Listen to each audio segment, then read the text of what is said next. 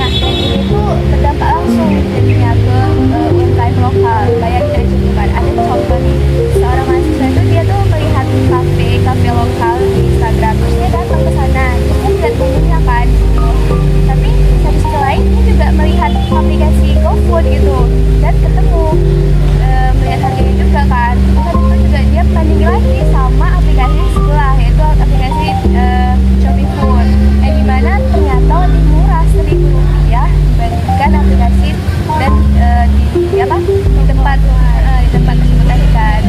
Nah, jadinya dia tuh order di Shopee tersebut tadi kan yang lebih murah. Nah, jadi UMKM-nya tuh tetap dapat order, tapi komisi yang mereka dapetin dari toko tersebut tadi tuh jadi berkurang 20-30%. Nah, itu ditambah lagi pendapatan mereka juga pekerja tersebut jadi berkurang karena jadi sulit berkembang gitu. Ini inti dari persoalan SDG 8 yang dimana tentang bagaimana dominasi platform digital itu bisa mengancam pekerjaan layak dan pertumbuhan ekonomi pelaku usaha kecil. Tetapi ada satu kafe di Medan yang berhasil membalik pola ini, dan dia tuh caranya sangat menarik, bukan dengan perang harga tetapi dengan sesuatu yang jauh lebih cerdas. Mungkin akan kita lanjut di pertanyaan berikutnya. Dan selanjutnya kita masuk ke laboratorium psikologi konsumen. Nah, jadi bagaimana suatu kafe sudah jalan bisa mengubah cara konsumen membuat keputusan biaya dengan elektronik menu dan juga kris. Nah, tanpa perang harga, tanpa dari adanya iklan ataupun iklan kecil maupun iklan besar nih. Jadi kayak seperti bagaimana nih caranya? Nah, jawabannya itu ada di satu kata yang sangat powerful dalam ilmu perilaku konsumen, yaitu persepsi. Nah, di mana itu persepsi itu adalah proses di mana kita sebagai individu memilih, mengorganisasi, serta menginterpretasikan berbagai stimulus yang masih menjadi gambaran dunia yang bermakna bagi kita. Dan kuncinya itu ini yang sering kita lupakan, yaitu persepsi seringkali jauh lebih kuat dari realitas objektif. Artinya bagaimana kita mempersepsi sesuatu bisa sangat berbeda dari apa yang sebenarnya ada. Nah, mungkin bisa nih Kak diberikan contoh konkretnya dari kafe sudut jalan. Boleh, tentu saja boleh, karena kafe sudut jalan itu tidak mengubah resepnya, tidak mengganti baristanya, tidak juga renovasi total. Yang mereka lakukan adalah mengubah cara konsumen mempersepsi seluruhnya melalui apa yang kita sebut seleksi perseptual. Otak kita tuh setiap hari dibanjiri ribuan stimulus, gambar, suara, notifikasi, dan iklan. Kita tidak mungkin memproses semua itu kan, jadi otak kita tuh nyari mana yang melewati filter, mana yang memproses semua itu. Jadi di menu kafe sudut jalan itu dengan tampilan visual makanan yang bisa dibilang menarik, harga yang transparan, variasi produk yang tertata rapi, itu berhasil melewati filter kognitif konsumen. Tampilannya punya stopping power, kekuatannya itu untuk menghentikan scrolling dan membuat konsumen benar-benar memperhatikan. Nah, dan efeknya ke persepsi kualitas langsung terasa. Kuesioner kelompok 5 itu membuktikan bahwa mayoritas responden itu menjawab setuju dan juga sangat setuju untuk pertanyaan tampilan menu yang menarik membuat dia tuh merasa lebih kualitas kopi di kafe ini tuh lebih premium. Nah, padahal mereka nih belum tentu udah mencicipi kopinya atau belum. Jadi tampilan menu secara langsung mengubah persepsi kualitas konsumen bahkan sebelum mereka melakukan transaksi tersebut. Nah, ini adalah contoh sempurna dari apa yang kita sebut sebagai halo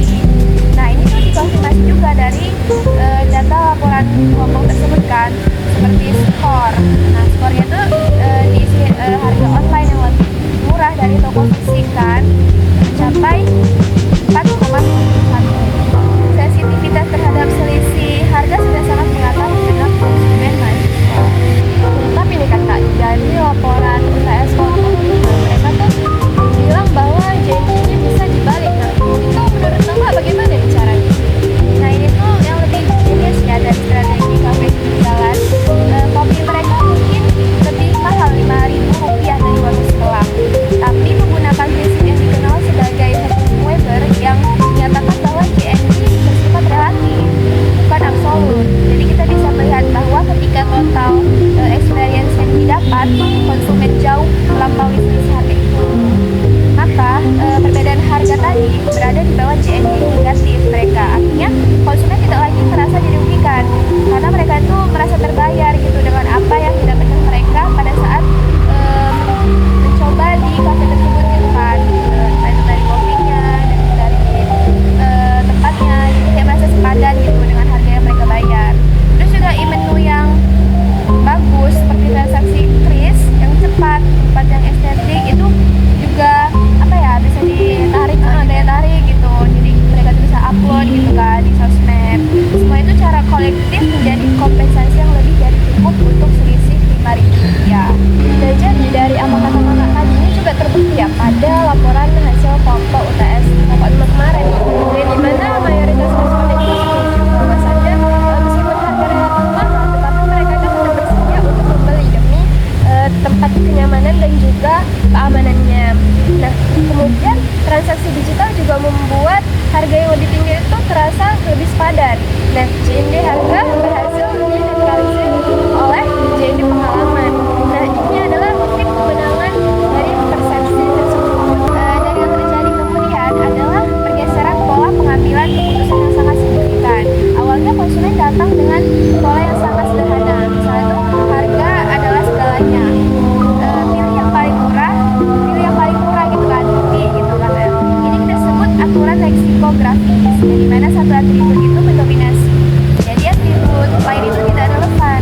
Tapi setelah e-menu mengekspos mereka ke berbagai atribut sekaligus, visual menu yang modern, terus juga variasi pilihan yang lengkap, kemudahan pembayaran, serta kenyamanan tempat, membuat keputusan itu bergeser gitu ke pola yang lebih matang dan seimbang. Konsumen mulai menimbang semua faktor secara bersamaan karena kelebihan satu atribut itu bisa mengkompensasi kekurangan atribut lainnya. Jadi kelompok 5 ini menemukan pergeseran nyata dari laporan mereka itu. Dan mungkin dari kelompok 5 ini ada satu fenomena menarik dari mereka, yakni soal perilaku konsumen setelah pembelian. Nah, mereka itu akan foto makanannya, lalu mereka akan menguploadnya ke Instagram, Story ataupun TikTok. Nah, jadi itu bukan hanya sekedar flexing atau pamer biasa, bukan? Menurut kakak itu bagaimana, Kak? Apakah kakak setuju dengan pendapat itu atau bagaimana? Jawabannya itu sama sekali bukan ya, karena ini tuh adalah mekanisme psikologis yang sangat menarik. Setelah membuat keputusan pembelian, apalagi yang melibatkan uang lebih banyak kembali biasanya otak kita tuh sering mengalami keraguan. Misalkan apakah saya membuat keputusan yang tepat, apakah ini worth it gitu kan. Dengan posting foto dan mendapatkan like serta komentar positif itu membuat konsumen itu mendapat validasi sosial yang meredakan keraguan tersebut gitu kan. Mereka membuktikan ke diri sendiri bahwa keputusan mereka itu benar, dan efek sampingnya apa? Itu promosi organik gratis untuk kafe sudut jalan yang nilainya tuh jauh melebihi iklan berbayar manapun. Mungkin kita lanjut ya, Kak, ke pertanyaan berikutnya, dimana bagaimana menurut kakak platform food delivery itu menggunakan algoritma dan juga psikologi pembelajaran konsumen untuk mengunci kita. Dan senjata apa nih yang sebenarnya dimiliki UMKM untuk melawan mesin-mesin raksasa itu? Nah, mari kita mulai itu dengan membongkar cara kerja platform digital seperti GoFood, ShopeeFood, ataupun GrabFood. Mereka tuh sebenarnya adalah pengkondisian klasik yang sangat canggih. Mereka tuh membangun asosiasi di otak kita secara perlahan tapi pasti.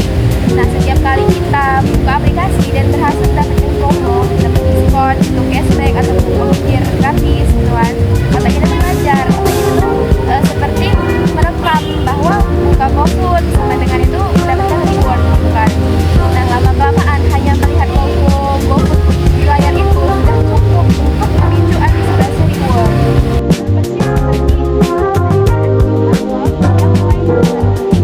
Mendengar bunyi bel gitu kan, bahkan sebelum makanannya itu datang. Nah, jadi di balik layar nih, mungkin ada mekanisme teknis yang jauh lebih canggih yang bekerja setiap saat kita membuka aplikasi. Nah, mungkin boleh nih kakak jelaskan bagaimana? Caranya tuh jadi setiap kali kita membuka halaman aplikasi, entah itu GoFood, ShopeeFood, atau berita ataupun aplikasi belanja lainnya, terjadi sebuah proses lelang iklan yang berlangsung dalam hubungan detik. Nah, prosesnya tuh sebuah kurir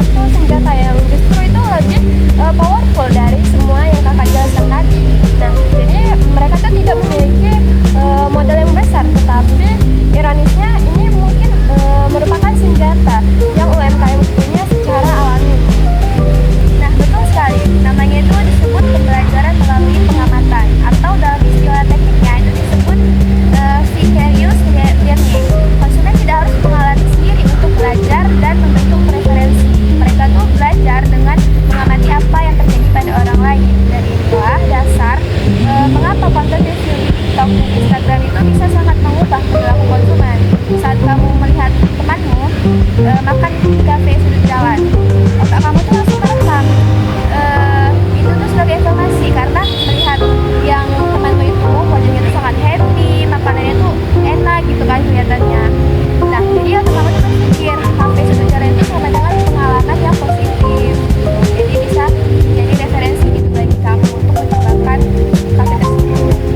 Mungkin dari data kelompok 6 sesuai nih dengan apa yang kakak bilang tadi, karena kelompok 6 ini juga menemukan skor untuk konten ulasan TikTok ataupun Instagram mendorong kunjungan suatu orang ke toko fisik. Nah, di kelompok 6 sendiri juga mereka menemukan skor 3,97 dari 5 responden. Nah, jadi media sosial ini justru mendorong orang-orang untuk datang langsung ke toko fisik, bukan hanya ke platform digital saja. Jadi ini tuh juga sangat merupakan paradoks yang sangat bernilai bagi UMKM di sekitar kita. Dan ini yang dalam ekosistem komunikasi digital kita sebut sebagai earned media, di mana itu adalah promosi organisasi organik yang tidak bisa dibeli dengan uang. Nilainya tuh jauh melampaui iklan berbayar manapun. Justru karena konsumen Gen Z tahu betul bahwa iklan berbayar tuh punya kepentingan komersial, tapi ketika teman mereka sendiri yang merekomendasikan, pasti kayak ketika kreator yang mereka ikuti yang mengulas itu dengan jujur, itu tuh melewati semua filter keraguan mereka gitu, kayak kepercayaan mereka tuh jadi naik gitu kan. Terus di kafe sudut jalan itu sudah berhasil memanfaatkan ini. Dan kuesioner kelompok 5 itu juga menunjukkan rekomendasi teman dan postingan media sosial itu adalah faktor utama konsumen mengenal mereka. Tetapi ada nih Kak, beberapa tantangan yang harus dihadapi UMKM ketika mencoba berkomunikasi secara digital. Nah, ada semacam tembok pertahanan psikologis di konsumen Gen Z yang sangat kuat. Ya,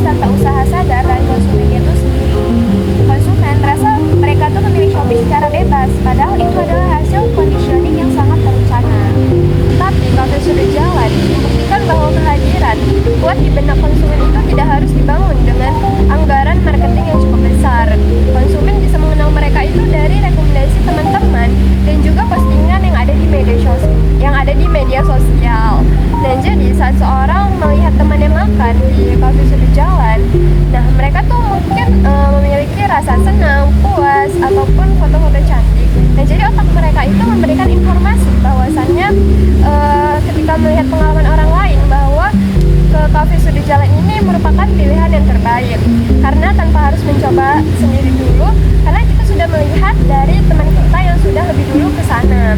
Nah jadi mereka pun masuk ke e-pocket set tadi menjadi salah satu pilihan yang langsung terpikirkan saat butuh tempat untuk ngopi. Ada paradoks yang ditemukan kelompok kami yang sangat menarik dan sangat actionable bagi UMKM, seperti skor kepercayaan omnichannel, yaitu lebih percaya toko yang hadir secara fisik sekaligus online, mencapai 4,21 dari 5, sangat tinggi. Tapi skor untuk perilaku click and collect, yaitu pesan online ambil di toko, itu hanya 2,33. Kontradiktif sekali bukan? Kan konsumen secara mental sudah siap dan bahkan menyukai konsep omnichannel, tapi fasilitasnya itu belum ada gitu. Ini adalah sinyal yang sangat jelas bagi UMKM. Jadi konsumen itu sudah ada di posisi yang tepat, tinggal UMKM yang menyediakan infrastrukturnya. Jadi kalau kita petakan posisi masing-masing bermain di benang mahasiswa Medan, ini merupakan analisis yang sangat berguna. Shopee Food itu menempati kuadran harga yang rendah dengan reward yang paling tertinggi. Nah, GoFood itu mungkin unggul di kuadran variasi restoran. Nah, untuk GrabFood tadi, mereka mungkin memiliki kecepatan di delivery-nya. Tetapi ada satu posisi yang belum diklaim siapapun, yakni pengalaman tinggi, tapi memiliki keaslian lokal yang cukup tinggi juga. Dan jadi tidak ada platform besar yang berada di sana. Dan UMKM kuliner lokal itu seperti kafe sudut jalan tadi, mereka tuh justru secara alami berada di posisi itu. Nah ini tuh bukan sebagai kelemahan ya, tapi ini merupakan sebuah pasar yang sangat bernilai yang bisa dimaksimalkan. Tepat sekali. Dan ini tuh bukan posisi yang dengan mudah diaplikasikan oleh platform besar.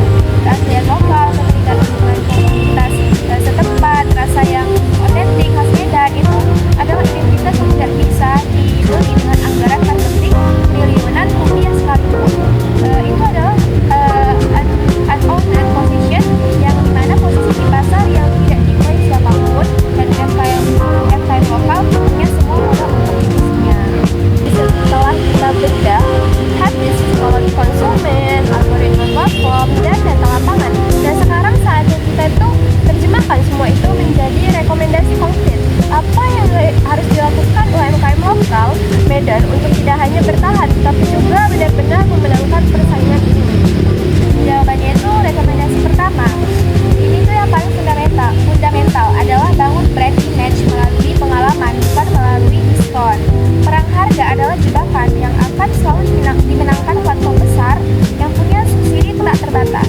UMKM yang mencoba bersaing di arena itu akan kehabisan napas, kayak pasti bakalan kalah gitu kan. Tapi yang tidak bisa direplikasi di platform adalah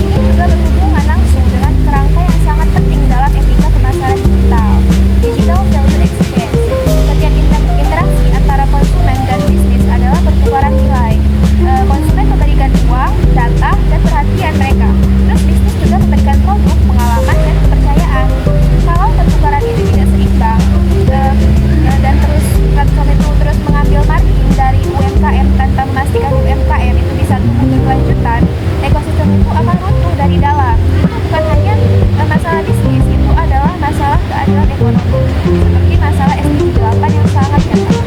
Dan tanggung jawab itu tidak hanya ada di pundak pemerintah ataupun platform. Nah, jadi ada tanggung jawab yang ada di pundak kita sebagai konsumen. Nah, jadi setiap keputusan pembelian kita, sekecil apapun, adalah suara yang menentukan ekosistem ekonomi lokal seperti apa yang akan bertahan. Menjadi konsumen yang tidak hanya mencari angka terkecil, tetapi juga memahami bahwa setiap pembelian itu memiliki dampak nyata dan juga langsung terhadap UMKM lokal yang ada di Medan ini.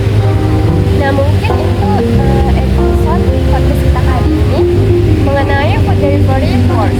Nah, antara algoritma Rp1.000 dan juga des UMKM lokal yang ada di Medan. Nah, kita juga sudah membuktikan bahwa di balik kebiasaan sederhana itu membuka 3 aplikasi sebelum memesan makanan, ada mekanisme psikologis, algoritmik, dan ekonomi yang jauh lebih dalam dari yang kita kira. Nah, mungkin ada 3 pembelajaran yang dapat kita ambil dari obrolan sampai kita kali ini. Yakni mungkin yang pertama ada opportunistic switching, bukan kelemahan konsumen. Nah, itu merupakan produk rekayasa digital. Lalu yang kedua itu ada UMKM yang bertahan, bukan hanya